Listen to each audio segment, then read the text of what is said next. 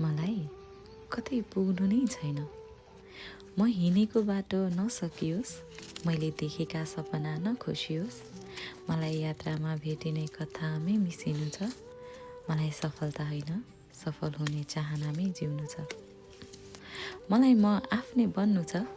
कुनै दिन आँगनमा बसी आफ्नै सफलताहरू गन्नु छ। गन्तव्यमा पुग्न कुनै हतार मलाई होइन। सफलता के हो भन्ने प्रश्नको उत्तर अहिले मसँग छैन। मलाई डाँडा माथिबाट आफ्नै यात्रा हेर्नु छ। बाटोमा भएका गलत गोरेटोलाई आफ्नै हातले फेर्नु छ। हिँड्दा कहिले काँडा बिज्यो, त्यो यात्राबाट केही सिक त मैले पनि पाएकी छु।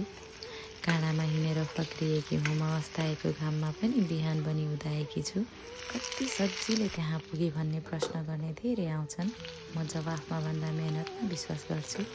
प्रश्न गर्नेले कुनै दिन आफै जवाफ पाउँछन्।